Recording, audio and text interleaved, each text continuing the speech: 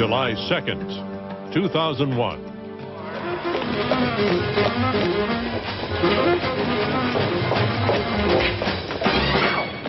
Whether it was comedy... What's the matter now? How do they walk in these things, huh? Whether it was drama... And out of what? Hey, look at me.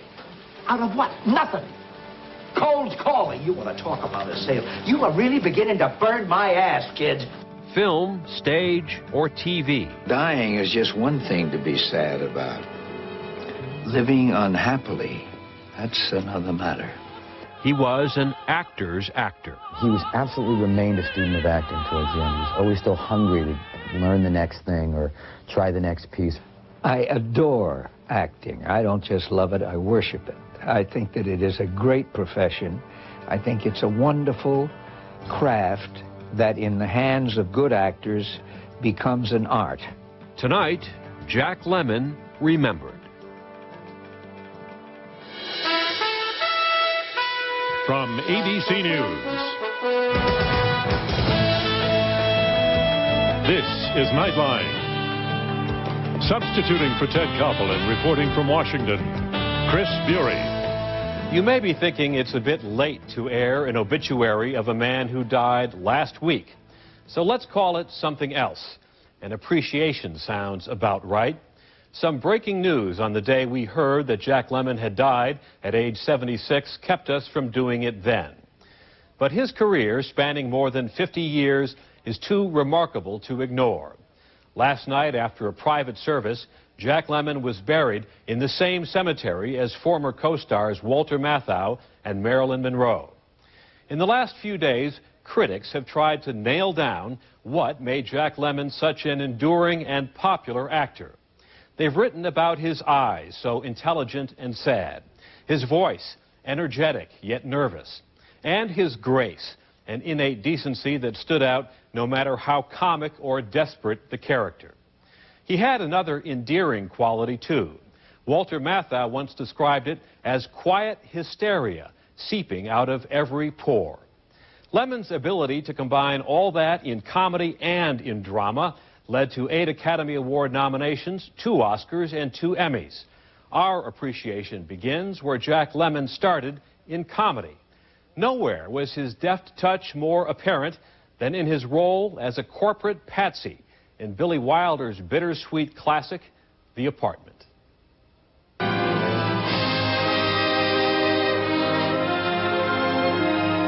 Jack Lemmon's performance in The Apartment is one of the great performances of modern man. It's a portrait of modern man, and it's funny, and it's heartbreaking. She gonna be all right, Doc? How many pills are in that bottle? It was half full, about a dozen or so. You gonna have to take her to the hospital? Help me, will you? Into the bathroom. What are you gonna do? Get that stuff out of her stomach if it isn't too late.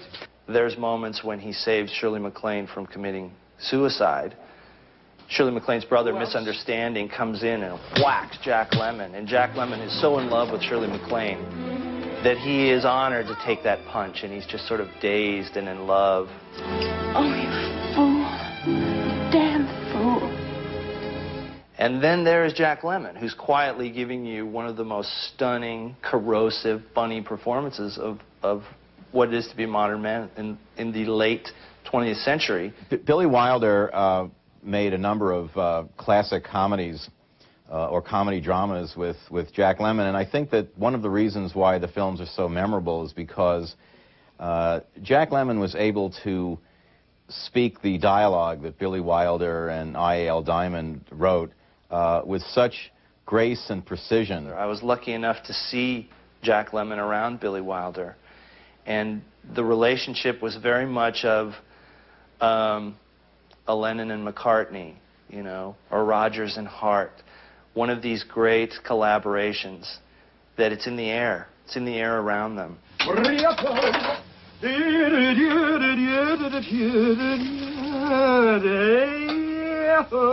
In The Apartment, there's the classic scene, which is so revealing of Lemmon's genius, and it is when he is making spaghetti for Shirley MacLaine using a tennis racket. And that little moment is why he is so great. He is the master of the little moments. And in a world of pyrotechnics and so many huge, huge scenes, people still remember that small scene of a man making spaghetti with a tennis racket. It's a performance of grace notes, and I think what makes it poignant is that we can see the feeling of this character without him directly expressing it. And probably the best example of that is the scene where he's playing cards with Shirley MacLaine. I absolutely adore you. Shut up and deal. It's Jack Lemmon with a cold, showing you the most amazing love for Shirley MacLaine in this dark environment. And what he ends up doing is giving you laughs, giving you tears, giving you love, making your heart swell, and doing it in the smallest, most beautiful ways. Well, Some Like It Hot is one of the great comic performances of all time. Lemmon seems absolutely possessed in this movie, possessed with the spirit of a woman, and loving every minute of it. But of course, he was such a careful actor and such a consummate actor that in this role where he's basically throwing everything to the winds and acting with full abandon, it's still a remarkably calibrated performance. One of the great scenes where Jack Lemmon is on the bed the morning after Tony Curtis has been out with Marilyn Monroe. Curtis climbs in, and they're both in kind of reverie from their nights. Lemmon, of course, has spent his first night as a woman, and he's got these maracas, and he's playing the maracas as he's telling the story of what's happened to him. Osgood proposed to me. We're planning a June wedding. The Fortune Cookie is a really great example of the pairing of Matthau and Lemmon. He's immobile for a good portion of the movie, and yet it's one of the most physical performances I've ever seen. And what he does just with the darting of his eyes and you know, the sideways glances that he gives to Matthau. And it's the dawn of that chemistry with Matthau and Lemmon. And it's very sad that that odd couple is no longer with us. But you know what? Man, did they leave a great body of work. It's all over, Felix. The whole marriage, we're getting an annulment. Odd Couple's, you know, one of my favorite comedies ever. I think I've stolen from that performance more than any other. Just the little offbeat things. I mean, everybody remembers him making those crazy noises, but just when he finally drives Walter Matthau so crazy that he can tell Walter Matthau is going to kill him. As Ensign Pulver and Mr. Roberts, Jack Lemmon really made his first impression in the movies. But he did win the Oscar for Mr. Roberts, and it's just a wonderful comic performance, like a cameo that's expanded to almost be the star performance in a movie in which there were many stars. And it really, I think, set the tone for the comic performances that came later with Jack Lemmon. Yes, who is it?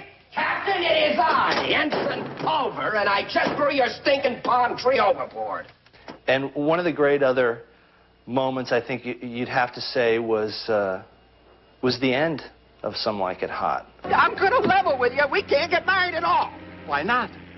And again, just with the simple rhythms, natural rhythms of comedy, he gave Billy Wilder the greatest ending of, some say, the greatest comedy ever. It's all done so simply and beautifully that you can barely see the strings. I'm a man. Well, nobody's perfect.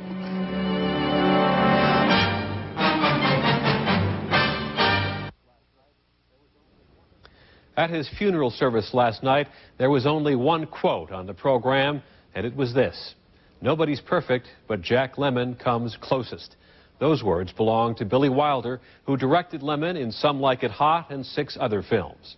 When we come back, Jack Lemmon, the comic actor, gets serious. This is ABC News Nightline, brought to you by Sears.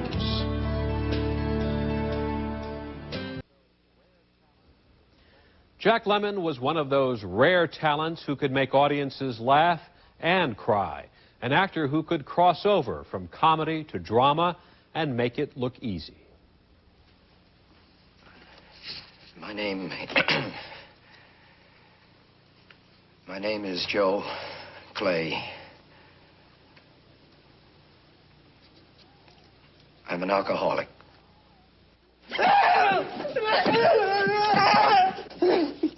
What's startling about Days of Wine and Roses is that at the time, Lemmon had not really done a straight dramatic role. He had had dramatic moments in many of his movies, but in this case, he went from being a comic in many ways to being a straight dramatic actor. He was really terrified to do that role.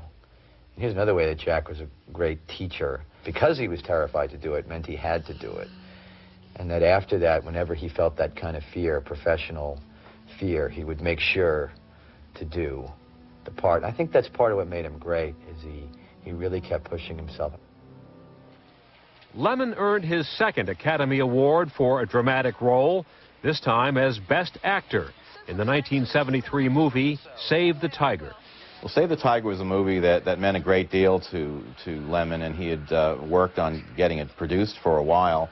And he played a character who was sort of down on his luck, a businessman who ultimately commits insurance fraud. Sugar Ray Robinson and Tony Zale and Willie Pep and Greenberg and Ruth, Jimmy Fox, Red Grange, Davis and Blanchard, Rogers and Hart and Berlin and oh Christ. Jack Lemmon had, in one way or another, been playing Willie Loman from Death of a Salesman in many of the performances that he had given over the years, without actually having played Willie Loman. You got the new leads. If you were given that, just hold on. The Glengarry leads, Mitch and Murray told me, are to be assigned only to closers. Yeah, hold on a second. If you give me the good leads... Yeah, Shelley, you blew the last good one. Oh, no. Yeah, hold on a minute, will you, please? I did not blow them. One kicked out. One I closed. You didn't close it. Would you listen to me? Glengarry Glen Ross, to me, was one of his crowning achievements. That it was that combination of unbelievable technical skill and incredible openness and vulnerability that he really mastered. The most extensive and most intense character that he had in terms of that kind of person who is beaten down, who is trying, but there's this relentless effort behind this desperation and that Jack continually brought to his work. And he wasn't afraid to be pathetic, you know. You said no. You said 20. I said fine. Now you want to throw this $50 thing in. John, a deal has got to be one. Don't you think we're both parties? Okay, fine. 20%, $50 a lead. It's done. Let's go out. We make some money. I got bills to pay, huh? He was able to really get inside of the despair of his characters in a way that was essentially wordless. Where was he killed? In the stadium? That as highly verbal as he was, and as sharp and articulate as many of his characters were, what we often remember most from the darker Jack Lemmon performances are the vacant stares and the looks that communicate without words. I'll tell you, there's a moment in 12 Angry Men toward the end where the George C. Scott character is breaking down. And as I moved the camera in on Jack, and George was performing this great moment by Reginald Rose, Jack started to tear up. He started to cry, and it was totally real. And I could see that Jack had identified with a great many things in that moment. In Tuesdays with Morrie, the scenes that required me to physically help Jack, put my hands on him, and he's playing a character who degenerates physically as it goes along, and loses his use of his legs, then his arms, and it kind of creeps up his body. That's what Lou Gehrig's disease does in some cases. Carrying someone, when you're caring for them, especially someone who you love as much as Jack Lemmon, because we all do, that was very, very moving. You know, one of the great things about doing a piece like Tuesdays with Morrie with Jack was it was about learning and teaching. And he was absolutely remained a student of acting towards the end. He was always still hungry to learn the next thing or try the next piece. It was a very fresh thing for him. There was nothing by rote about it. It was he worked really hard and really loved doing it, you could tell. All I have is a voice to undo the folded lie. The lie of authority, whose buildings grope the sky. No one exists alone. Hunger allows no choice to the citizen or police. We must love one another or die. We must love one grandmother or die.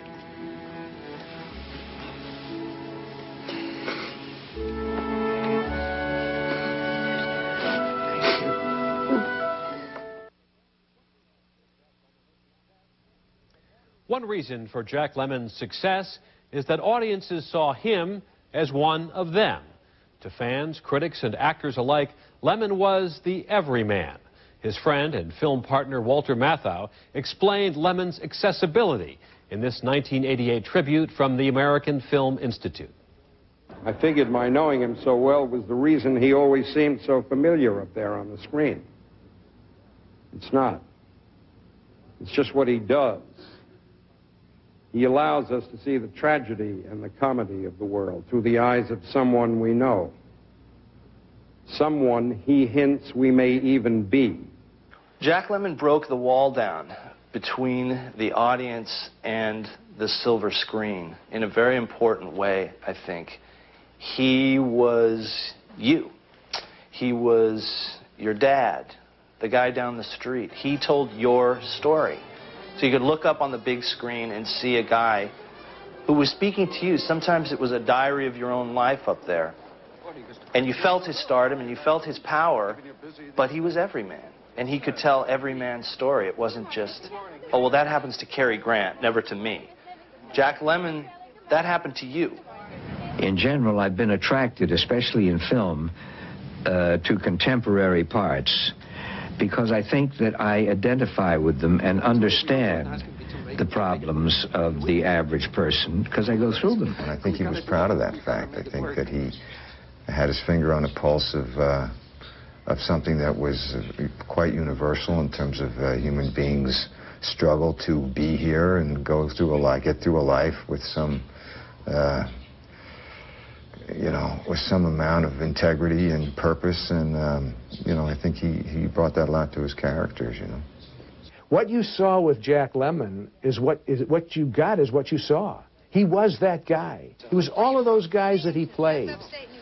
There's something about him, there's a humbleness that anyone on the street, rich or poor, could walk up to him and he would spend time with that person. I always felt privately that Jack Lemmon was my dad. If my dad was a movie star, it would be Jack Lemmon. And then he passed away. Jack Lemmon passed away, and I read this huge outpouring of appreciation on the internet, TV, newspapers. And I realized everybody thought he was his dad. He's definitely universally one of those actors that inspired almost everybody to give it a try. I think it's, you know, I hadn't really analyzed that before this moment, but I think partially it's that everyman quality that everybody talks about. He certainly makes you feel like you could do it. He makes it look so easy that it sort of felt like, well, geez, I could do that. I think what is meant by, when they talk about Jack as an everyman, is his ability to play such a wide variety of characters in both comedy and drama and make them recognizable. He and I used to talk about something that we both understood in a scene, which we called NAR. We would just refer to it as NAR, and that meant no acting required. This stuff is so good, just do it. I adore acting. I don't just love it, I worship it. I think that it is a great profession. I think it's a wonderful craft that in the hands of good actors becomes an art, and a creative art when you're working with a good director that allows you to contribute, as most good directors will, instead of just saying, do this, do that, read this way, do that, you know, and direct traffic. It affords you a chance that very few of us in life have. And that is, we know that it can entertain, but at times, depending on the role and your performance, you have the chance to go way beyond entertaining. You have a chance to make people think. Sometimes you hear this everyman thing and you wonder if it's a code word for, you know, not matinee idol. Good acting will always have a job, you know, whether you're 11, 30, or 70. When I was in my 20s, I think if someone said, when you're in your 60s and then into your 70s, you're going to be more in demand than when you were in your 30s or 40s, I'd say, you're crazy. I'd say, that's impossible. But you are. But I am. I spent half the day on the telephone. Now that I'm dying, people are taking more of an interest in me. We kind of all feel like we know him, and we kind of do. He sort of is a part of all of us. And watching him, you know, pretend to die, pretend to get sicker and die, as he did in the course of Tuesdays with Morrie, was very affecting and very moving. There was sort of no acting required. You just kind of watch him and see how you feel.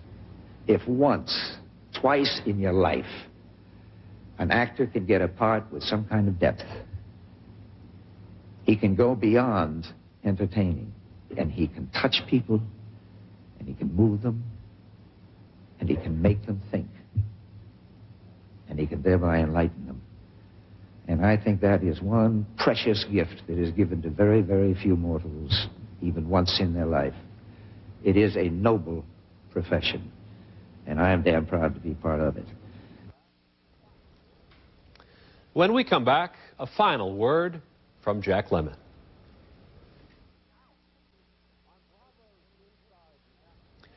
On Bravo's Inside the Actors Studio, host James Lipton asks all of his guests this final question. If heaven exists, what would you like to hear God say when you arrive? It's about time. Not for his many fans in this world. No, for them, it's far too soon. That's our report for tonight. I'm Chris Bury in Washington.